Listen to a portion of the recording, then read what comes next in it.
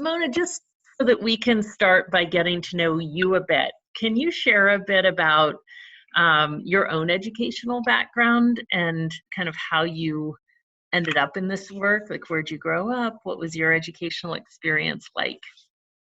Absolutely. So first of all, let me just say that I am thrilled to be amongst your community. I'm a huge fan of Teach for All and all of the work which all of you do. So it's terrific to be here.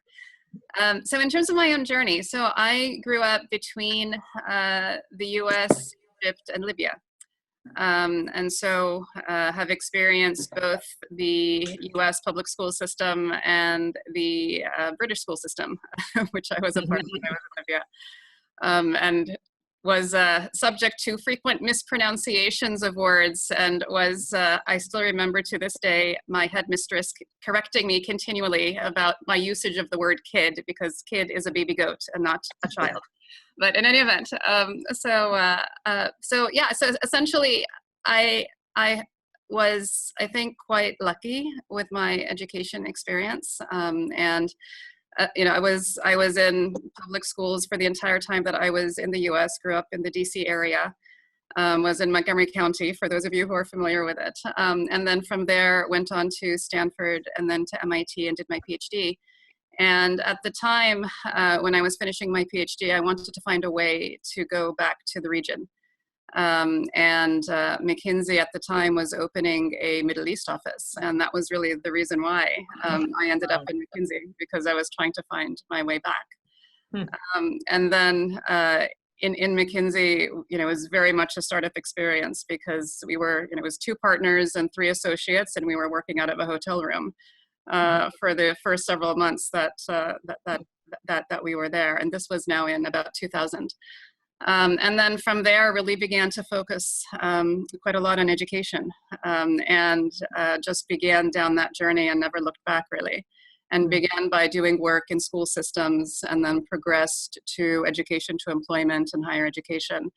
So in many ways have been through the entire continuum of what are the challenges which we have to address across the entire education system. I was just going to ask how, if it's possible to describe the progression in terms of your work on education. Like, I remember the first report I remember reading was the one looking at what differentiated the most successful school systems, but that may not be where you started. I'm just curious kind of how you view the journey at McKinsey in terms of kind of what you've focused on, and how it's taken you to the present studies that seem to look more at how mindsets and socioeconomic background and any number of other factors are influencing student outcomes. Absolutely. So you're absolutely right that the very first thought piece we did was on school systems. And where that came from was we were doing work in the Middle East on improving school systems, and really wanted to understand what is it that makes school systems tick. And so the very first report was the one in 2007, where we visited the world's top performing school systems. From there, the question then became, okay, well, great, that's how the top performing school systems are, but how do you get there? And that then led the report in 2010, which looked at the fastest improving school systems. And so that led us down an entirely different path. And I think for both of those reports, if I characterize that journey, that was, so the 2007 report was really, instructional quality is what lies at the heart of everything. And all the work which we do has to be towards enabling tremendous instructional quality at the same consistency, every day in every classroom and every school across the country. And how do you achieve that? Then the work moved to now, what are the different interventions which you need to undertake to go from poor to fair to good to great school systems in terms of outcomes, and what does that performance trajectory look like?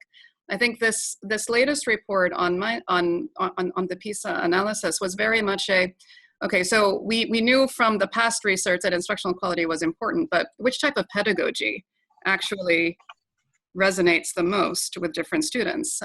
What do we know above and beyond what happens inside the classroom?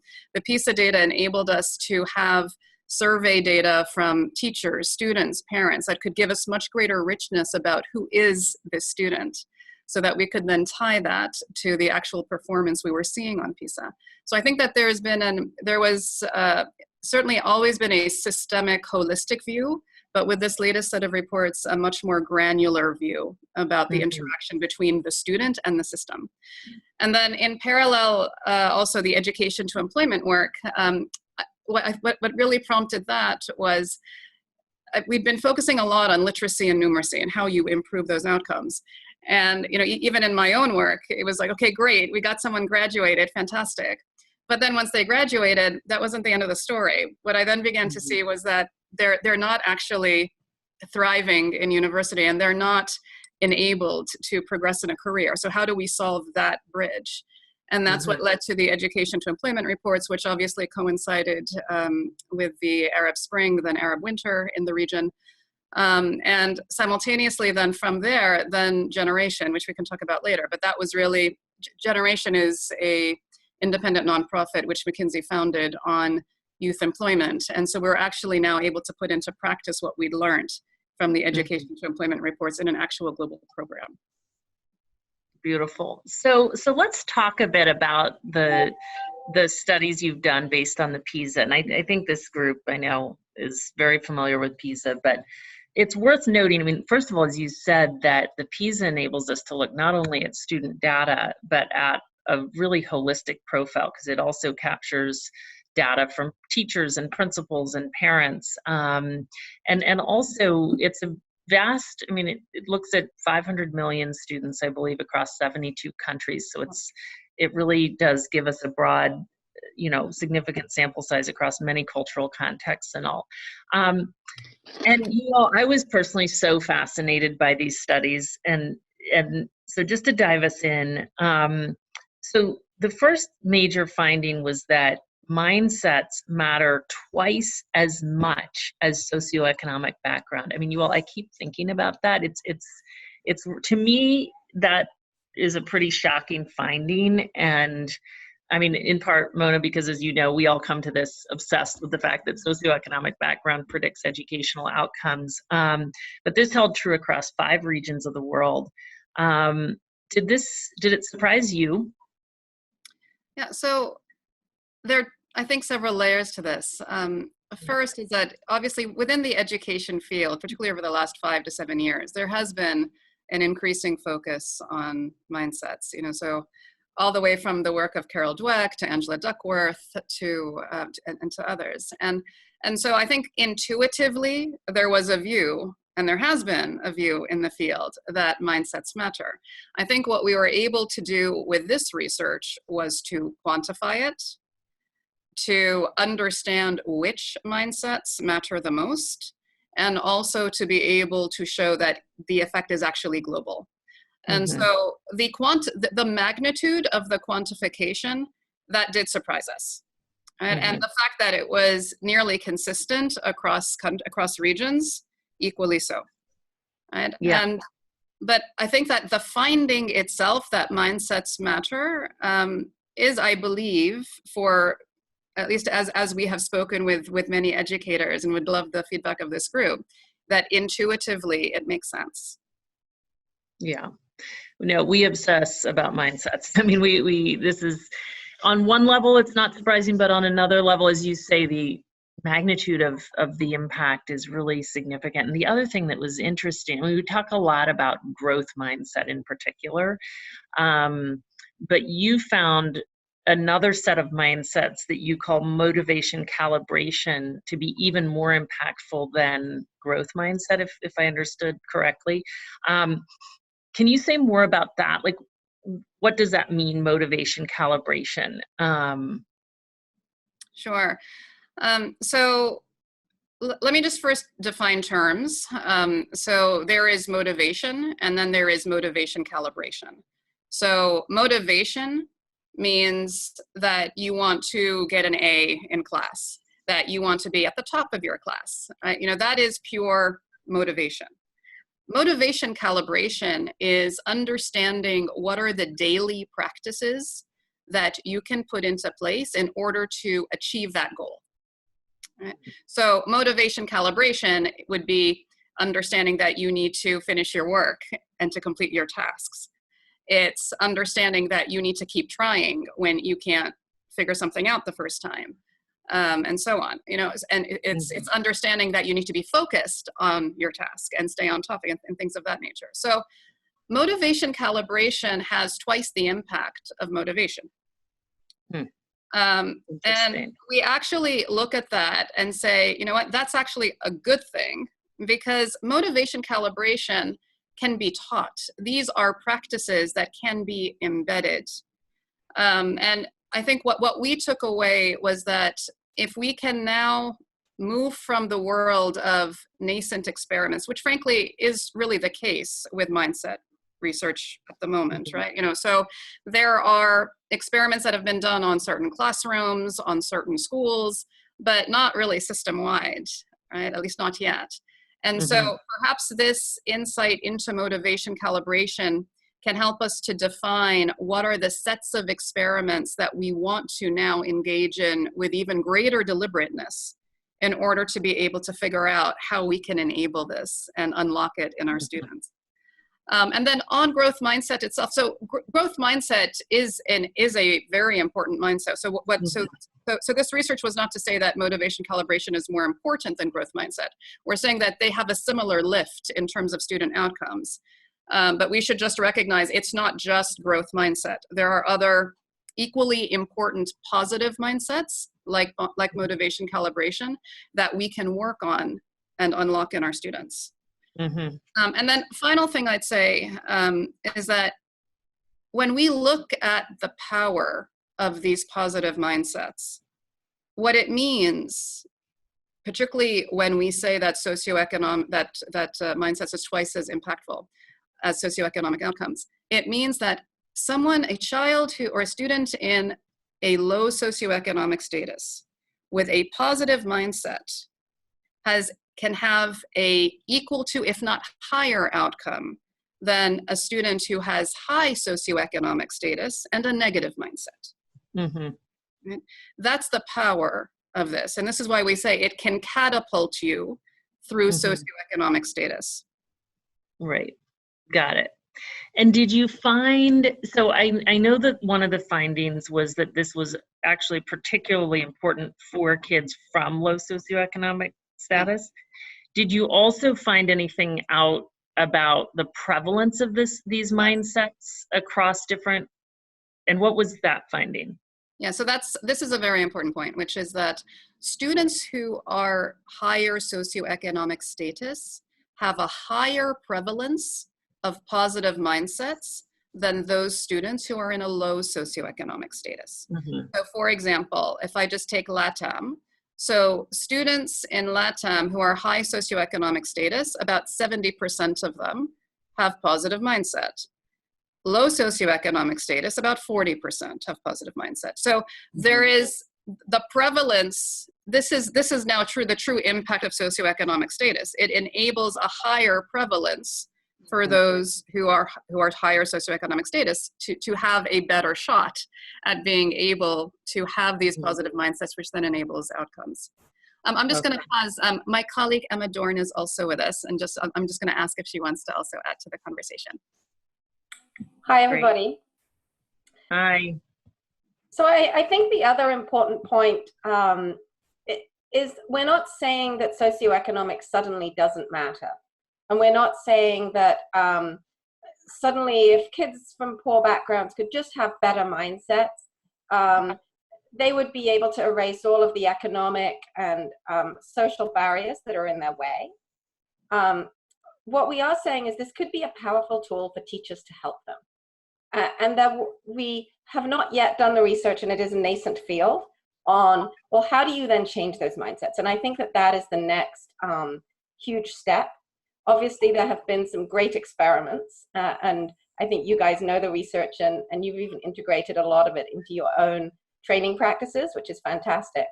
But how do we scale those up at a system level to help those kids who come from these more challenging backgrounds, who naturally, perhaps because of the barriers in front of them, don't have some of these positive mindsets? How can we then help those kids to switch to a growth mindset, to have high motivation calibration? in some regions, instrumental motivation. So really believing that what you're doing is going to be useful in your future career, having a real sense of belonging to school. And I think that a lot of these mindsets, it's not that they're independent of each other. They're very related to each other, and having an integrated program that isn't just one assembly, but that's really integrated into everything that your school system does, is going to be the way that has to change move the needle on some of these. And did you all find, yeah, no, that's helpful. Did you all find that there are also certain regions of the world where these mindsets are more prevalent than others? Or did you find, or not? So the magnitude of so essentially the magnitude of positive motivations being a greater predictor of student outcomes and socioeconomic status, that we found everywhere in the world. What we did find, though, is that there were certain types of mindsets that were more prevalent in some parts of the world than others. So for example, in the US, we found that girls have much greater test anxiety relative to boys than you will find in some other regions of the world, where actually, like in the Middle East, you find girls having who are much less anxious about student outcome, about tests, etc., than our boys. And so, so we found examples like that. But by and large, this effect of mindsets are a greater predictor than socioeconomic background. That was consistent across all 5 regions of the world. Yeah. And did you find, I mean, this is a bit of a tangent, but our last call was, I'm actually blanking, someone will remember, I think it was Lorena Chu, but she had written a book about the Chinese education system, and we were talking with her about growth mindset and the role that she thinks it plays in sort of the culture around education there, and that it's something that families and is very much ingrained within kids. And I was just wondering if you found that things like growth mindset are more prevalent in one culture than in another. Emma, do you want to speak to that? Trying to unmute myself. So I don't actually have the data for growth mindset right in front of me, but what I do have, which is very interesting, is the difference between this motivation calibration, which we found to be very important in driving mindsets, versus motivation.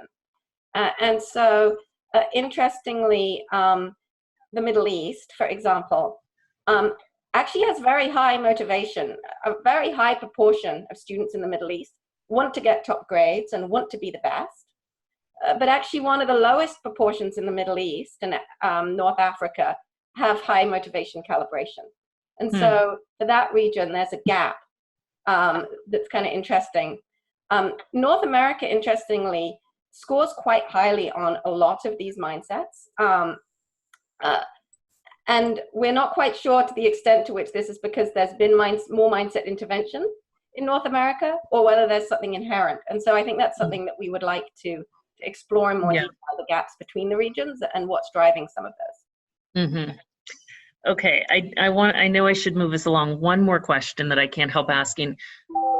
Is there a difference between, because when you were describing and defining motivation calibration, it sounded to me a little bit like executive functioning skills. Yeah. And I wonder, do you view those as 2 different things, or how do they relate to each other? Yeah, so I see how you make the link between executive functioning skills and what we're calling motivation calibration. So the way that we were able to test for motivation calibration is that PISA actually has a set of questions in the surveys whereby they will give students 3 examples of different student behaviors, and then ask them which of these actually demonstrates, right? So I think our choice of motivation calibration came from that language and that type of example, because the students had to calibrate to understand which of these practices actually means that this person is motivated versus not. But essentially, several of the things that are commonly viewed as executive functioning skills would certainly qualify under motivation calibration. Okay.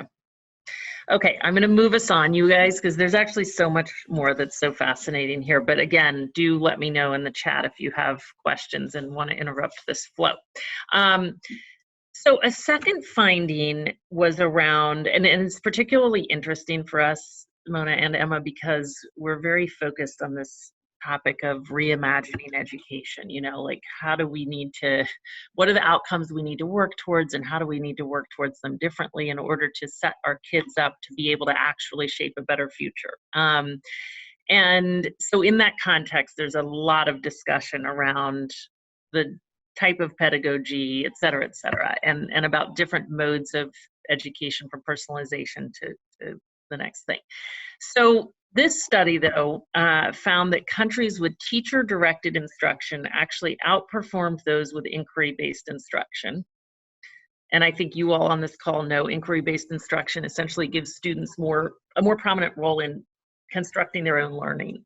And you found that those countries with a blend, direct instruction in most and inquiry-based instruction in some, outperformed the others.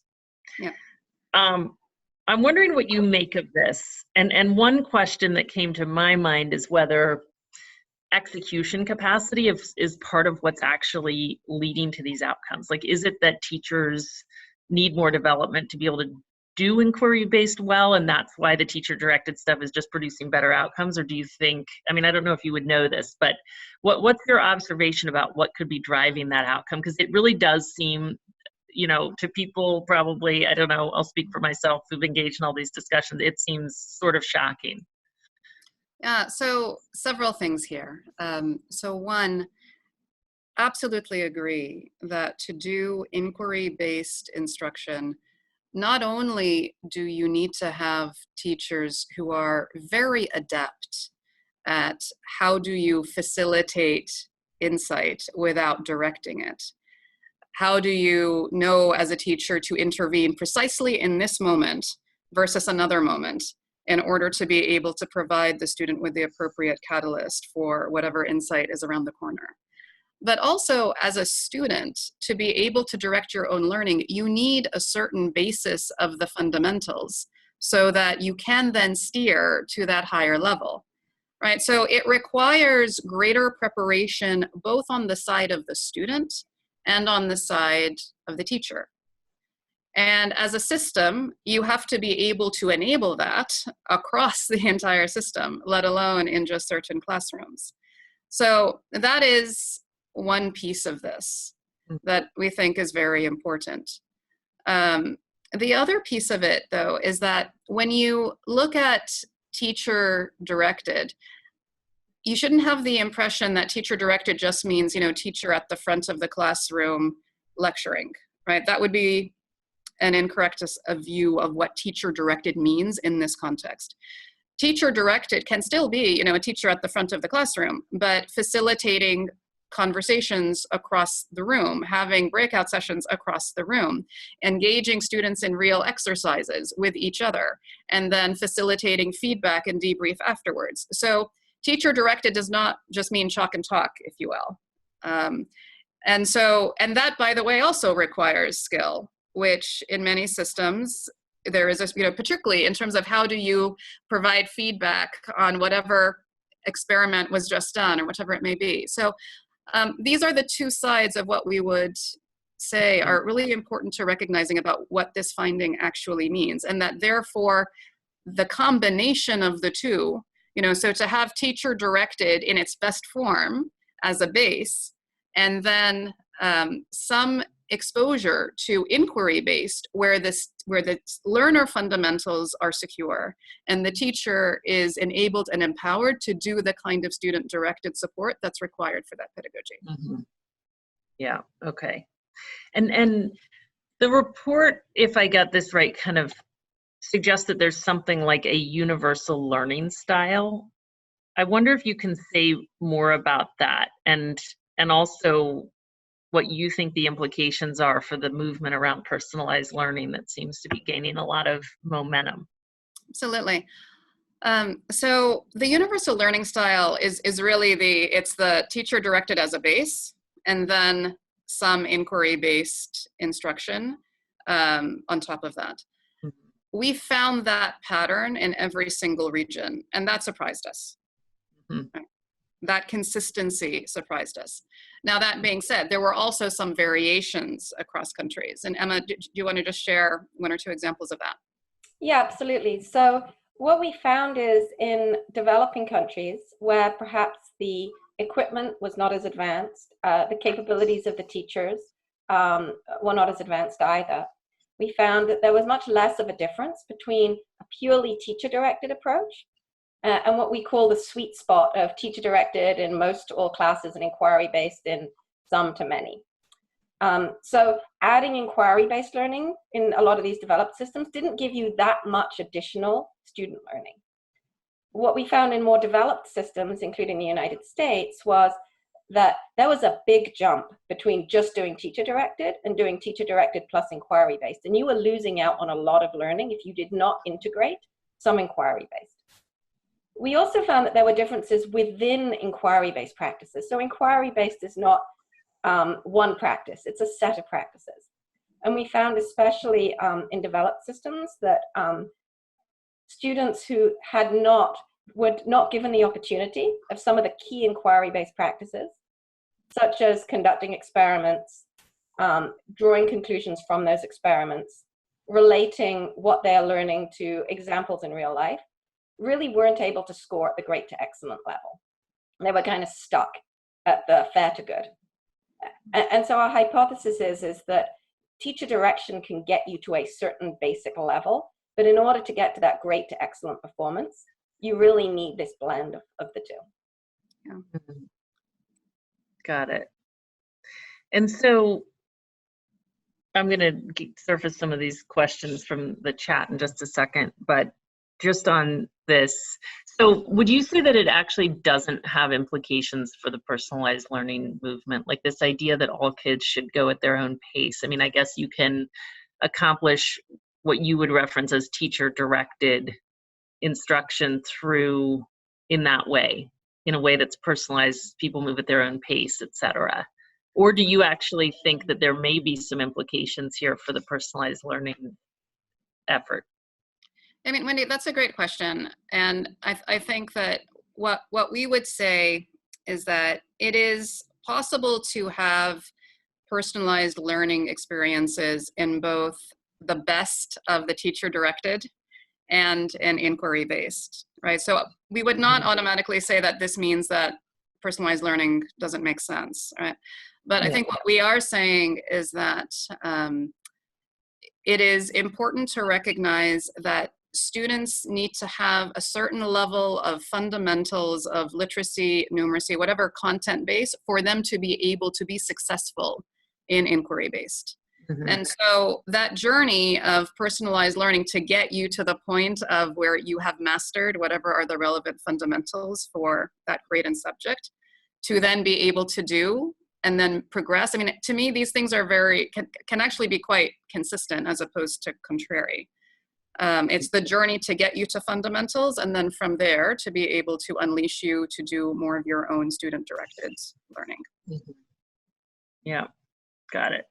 Let me ask you, Lorena, who's the CEO of Teach for Panama, if you can surface your question before I bring it back. I want to ask a few more questions, but since yours is on this topic, can you ask your question? No, of course. Thank you. Thank you so much for giving us this opportunity to discuss the report. At least in Panama, we've combed through the report. Really, it's really outstanding, and we're already trying to implement some of these mindsets and factors, and really focusing our work on that. Actually, we're part of the group a pilot group in Teach for All, who's doing a social emotional learning exam. And so we're really focusing our our entire initiative on that right now.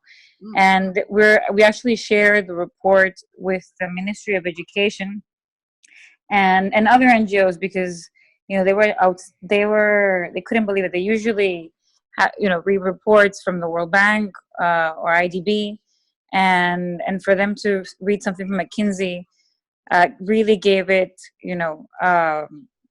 like an extra support, let's say, to the work that we're doing. And I was interested in sort of knowing I know McKinsey is opening a small office here in Panama.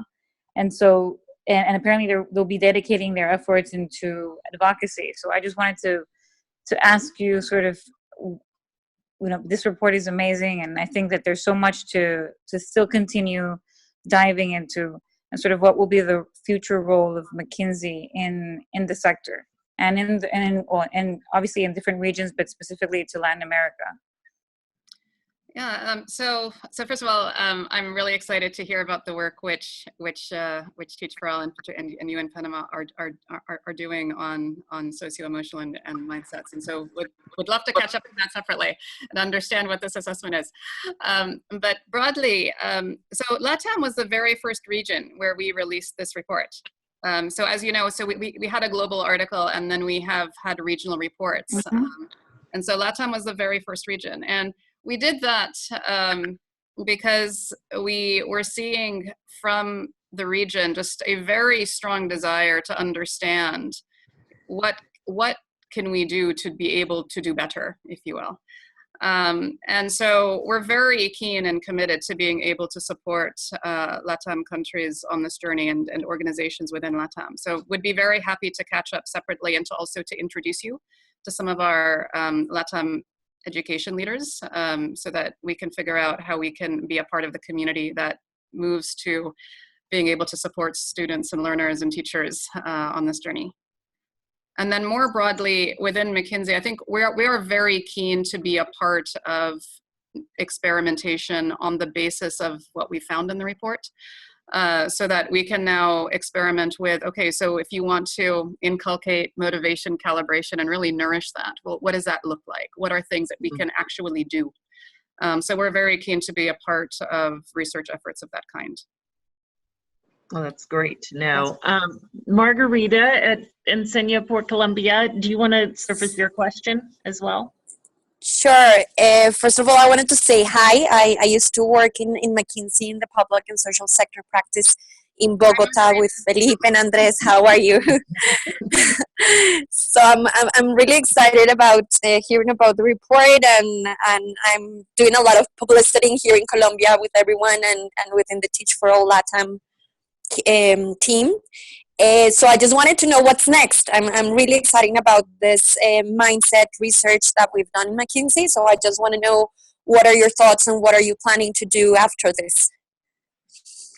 Yeah, I mean, look, I think that it's very much what can we do to just be supportive of the field, right? Because first and foremost, there is not a single organization that's going to be able to crack this, right? So I think we are very keen to be able to thought partner with institutions such as Teach for All, school systems, other, charter school, whatever it may be, to figure out, based on this research, what actual type of design of intervention is plausible that we would want to trial in order to understand, could it actually result in the gains that we're describing? So we know what before and after looks like.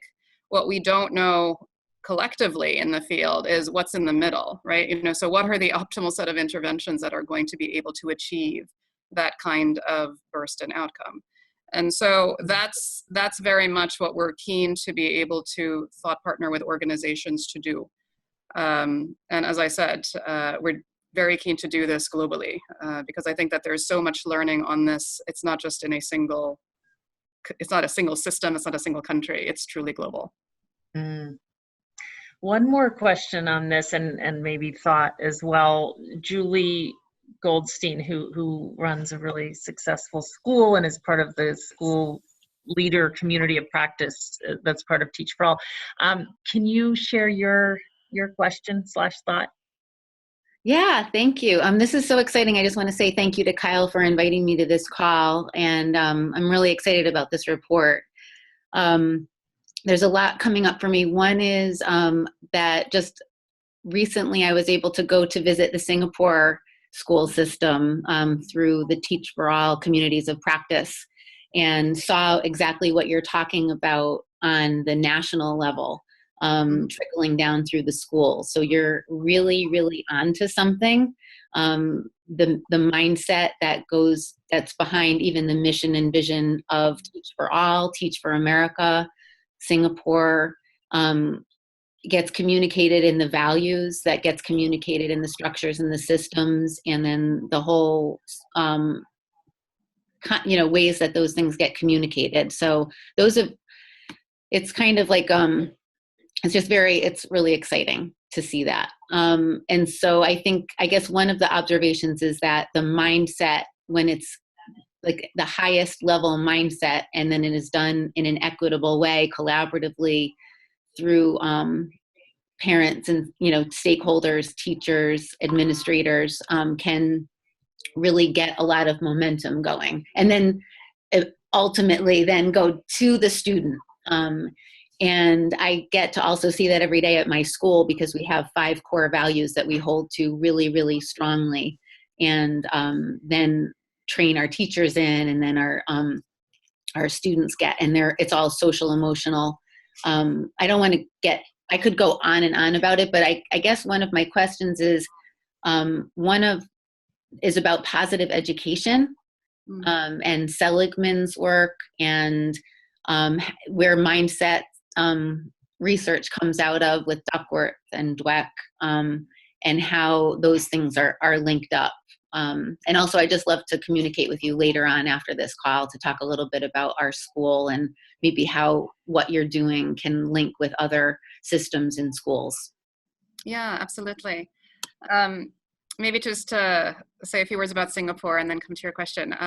So I've spent a lot of time in Singapore, understanding their school system, and understanding as well how parents reinforce what happens in the school system, which, as everyone on this call knows, right? I mean, the true sweet spot is when, and particularly on positive behavior, is that when what is happening in the classroom is reinforced by what is happening in the home, and that the student understands why, not just go do your homework, but why this is important, and can themselves rationalize it, right?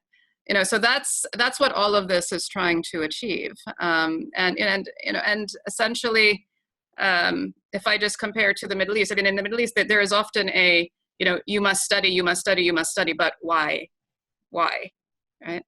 And so, so 2 things.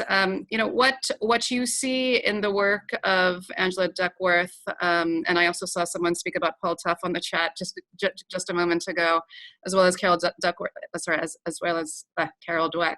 All of these things are completely integrated in terms of what we are calling the positive mindsets, which we've been describing. So everything from the growth mindset to the motivation calibration to the instrumental motivation to the sense of belonging, all of these things intertwine. I think where the field is going, and where, so one is just what are the interventions, but second, it's how do you know where a student's current set of mindsets are? So what is the diagnosis to say, like on a scale of 1 to 10, you're currently a 6 on positive mindsets versus a 3, right? And we don't have the answer to that, right? But we're but essentially we're very excited to be a part of the community that tries to figure that out, right? And frankly, if you were to ask me what's the big thing that as a field we're going to focus on over the next decade, it is going to be that, right? It's going to be, what are the interventions? How do you know where a student is, and how do you know that they are making progress?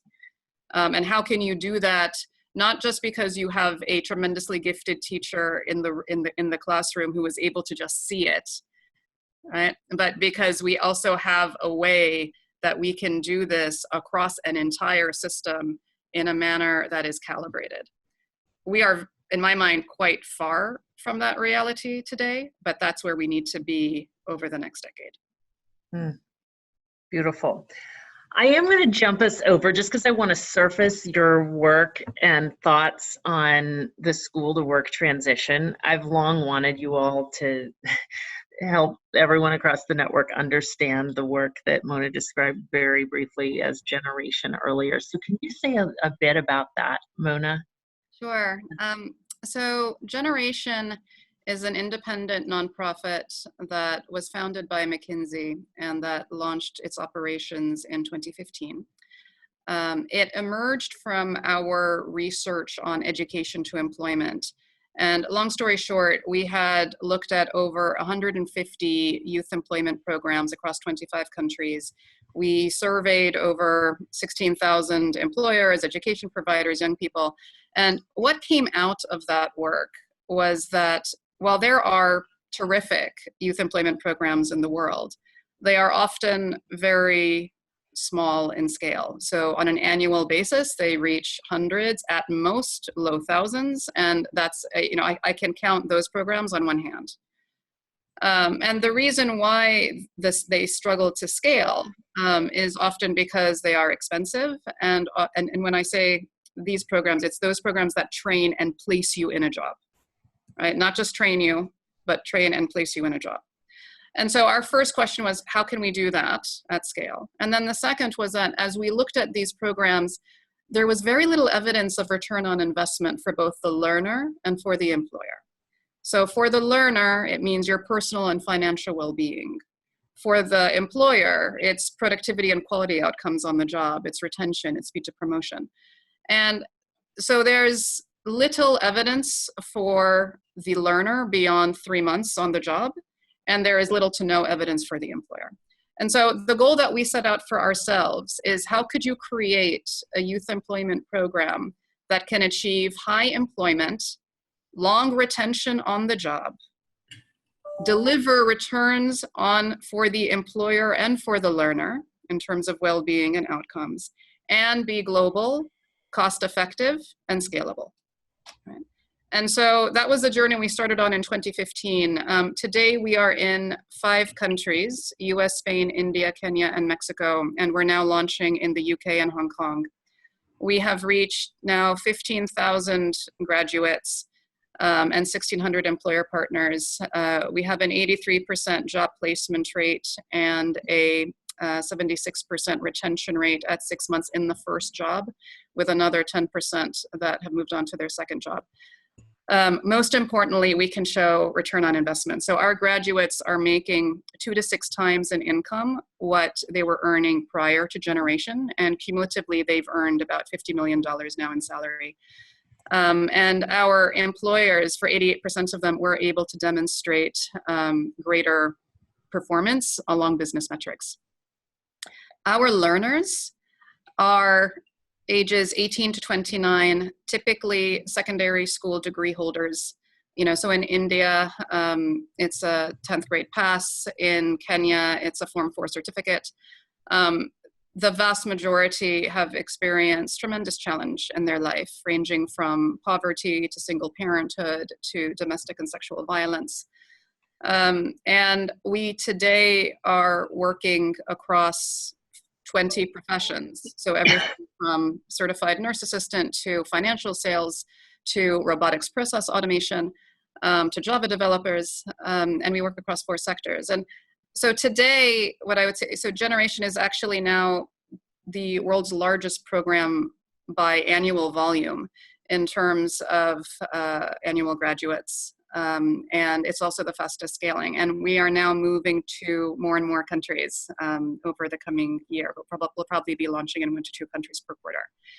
And the way that we work, and then I'll just pause, is that we embed the Generation methodology in other institutions. So at its heart, we pre-confirm job vacancies. We have a boot camp that is 4 to 12 weeks long, varies by profession. Alongside it, we have social support services from childcare to weekly stipend, transportation allowance, etc. Once our learners complete the program, they then interview with employer partners, and then we measure the return on investment that both our employers and our learners receive. the program itself integrates behavioral skills, technical skills, and mindsets. So a lot of what we've been talking about, so it's a fully integrated program. It's about 70% practicum. And so it's a methodology. We embed it in other nonprofits, in public TVET systems, in employers, and that's how it scales. So I'll just pause here. Great. No, thank you. I mean, I think the longer we're all in this work, you know, we have more time to see the kids move beyond the education system and realize, you know, that there's much, much more to be done to set our kids up to be able to, navigate the turbulent economy, et cetera. So I just think that I mean, this is the biggest scale school to work kind of most successful program I've personally come across. And I just think there are probably huge implications even for what we do during school. So there's just so much to be explored in all this, but I'm going to turn it back over to our group here. So Saki and maybe Hugh, you know, because I'll ask you, Hugh, so you can bring in Saki's question and add your own. You all are asking various questions on the chat. You want to surface those?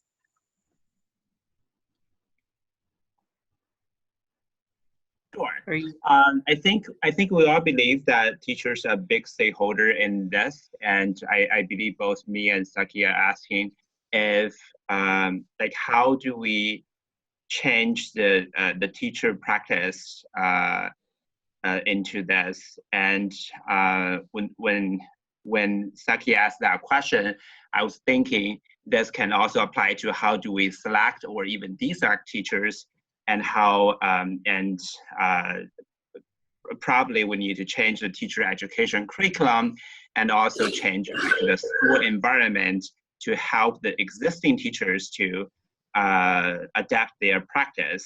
And I wonder if there has been any good winning evidence that this has been working for teachers, and in order to lead a longer impact for students' mindset change. So can I just clarify? So is your question about how we do this with generation, or is your question about the PISA research? I think this is back on the PISA research. Okay, just checking. So with teachers, look, as is the case with any professional, it takes time to be able to shift practice. And as is always the case, how can we start with those teachers that are keen and eager to do so in order to be able to create a proof point that enables then broader groups of teachers to be able to say, you know, hey, there's actually something here and we can adopt this too.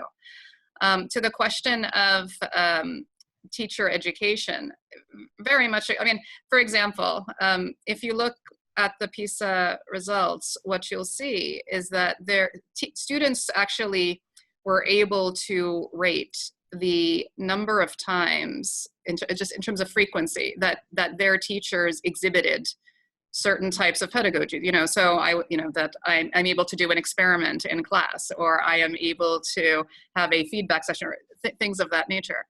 You know, so it's, I think, quite important to, as a system, align on what is it that we want for teacher-directed and for inquiry-based, and to ensure that from the teacher education prep that we are instilling these skills and supporting our teachers to have these capabilities, so that when they are in the classroom, they are ready for the pedagogy that is going to be able to support their students the most. It's a very difficult proposition which it does exist in many countries, where teacher prep looks one way, and then you get into the school system and you are actually woefully unprepared for the realities that you face. And then in many systems as well, there isn't much by way of professional development. And then we expect our teachers to somehow figure it all out. And that's ludicrous on the face of it. So to truly do this in a proper way, it's about looking at the entire continuum, from how we select our teachers, our teacher candidates, to how we support them, both in service and pre-service, and to then be able to ensure that we have enough proof points across the system that motivate teachers and their leaders to be able to go in this direction. Mm-hmm. Yeah. Great. And Anne, I was saying I might not get to you, but do you want to surface your question as well? Anna, sorry. From Sorry, trying to figure out my unmute button. Sorry, just the previous question. Yes. Sorry, I was trying to think about Nick's point now, so I was on a slightly different tangent. Yeah. So yeah, I mean, we have been discussing Full Tough a lot in our program, and it was actually one of the new additions to the compulsory literature that our participants need to read. And the question that we keep talking about, and we haven't actually found resources that we are completely happy with, is how do you teach these mindsets? What are interventions that have been proven to work?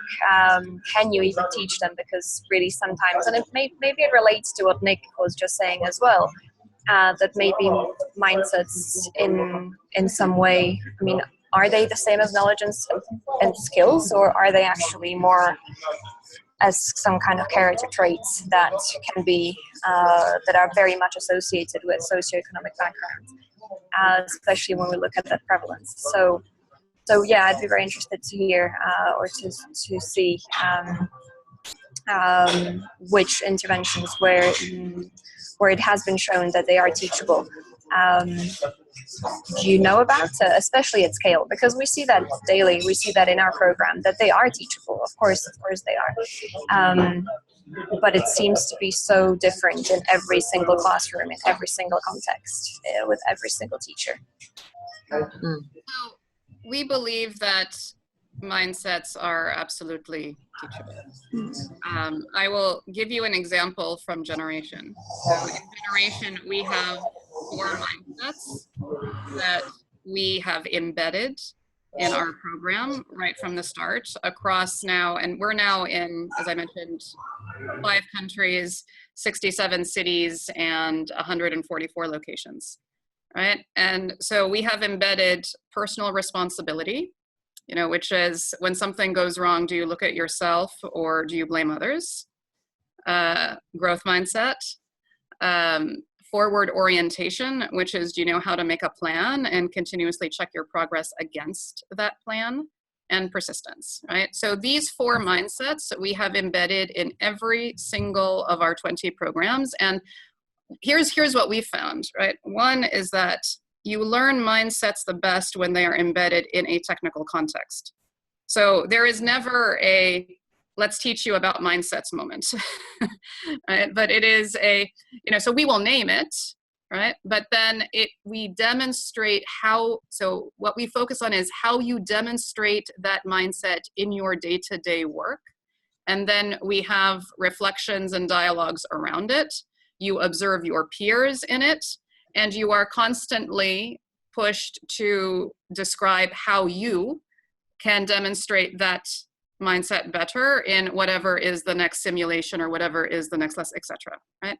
So that's how, so I say that, and I'm giving you a generational example as opposed to a school example because as an operator, if you will, so this is what we do every day, and we have seen sea changes, not just in how they do professionally, but how they are with their children. How they, we've had people quit drinking, quit smoking. I mean, they've just made, and this is over a period of 4 to 12 weeks, right? So I give you that as an anecdote of what we have been able to see and what works in that context. At the K-12 level, we have created a catalog of all the evidence that we've been able to find. And by the way, we are happy to share that if that's helpful one day with the group. But what are the different experiments we've seen? And let's just be very clear. And as I said at the outset, they are experiments so far. So they are on a certain number of classrooms, a certain number of schools. There is very little that is nationwide. And so as a result, it's very hard to know how much of what was learned there is actually transferable to other contexts. that's part of what the next wave of research needs to be. And what I would say is that, you know, rather than, and this is I think also part of the mindset, you know, there is no proven answer out in the world today.